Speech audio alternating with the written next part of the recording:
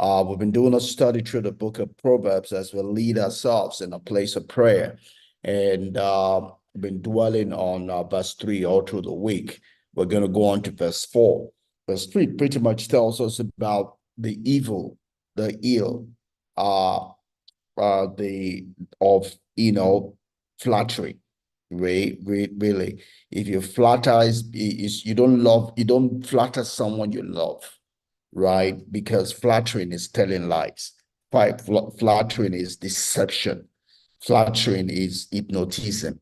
You know, uh, you're seemingly creating the air that is not there. For the purpose of using the person.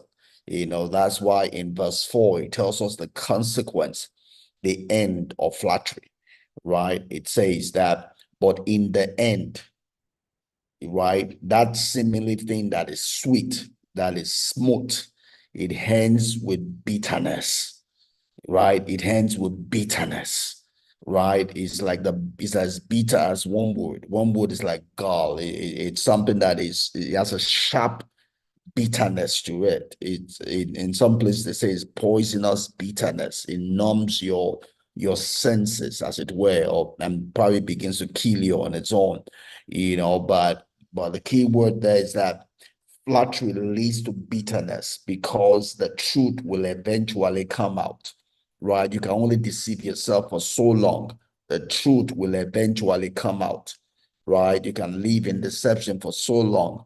The truth will eventually come out. That's what life is, right? A lot of people deceive themselves when they're young, when they're supposed to be laying the foundation for their life, and they're just playing this and that. Some people are wasting their life, just selling their body. They think they're enjoying. you know you're gonna pay for it in years to come. You're going to pay for it in years to come if you do that.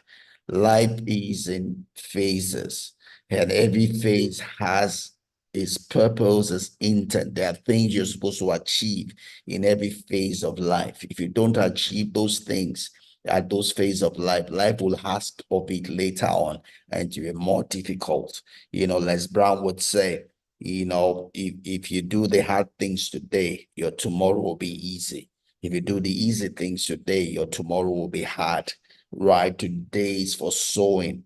Someone would say, don't judge the day by the harvest by the harvest, but by the seed you sow, right? By the seed you sow. The harvest come of their own, right? Their consequence. The harvest is a consequence, right? Whether it's a consequence of your sowing or the consequence of another person's sowing, but it is a consequence. It has nothing to do with your direct effort per se, right? What has a lot to do with your direct effort and determines your destiny, determines your hand, right? Whether life will be good to you or not is what you sow, right? Is what you sow. So don't be given to people that make life easy for you. Don't be given to people that deceive you, give you a seeming flower bed, things that are not reality, right? Things that are not reality. Face life the way life is, right? Face life the way life is. Stop living in a fantasy world, right? Come out of your fantasy and face life. Yeah, when you face life, life will create the right fantasy for you that will last. I say enduring. But if you do a make-believe fantasy for yourself instead of engaging life today, you're going to cry tomorrow. It's going to be sorrowful tomorrow because life is going to demand of you that which you are supposed to have received today. That life is going to demand of you the harvest for the seed you are sowing today, right? So while you are yet awake, while you are yet conscious, it is up to us to sow the seed of the harvest we want in the tomorrows of our life. That is our responsibility, not God's. That is our responsibility. Yes, God will help us, right? But it is help, not that God will do it for us. We determine our future. We determine our tomorrow. It is not coincident. It's not because someone prayed for you. It's because of what you're doing.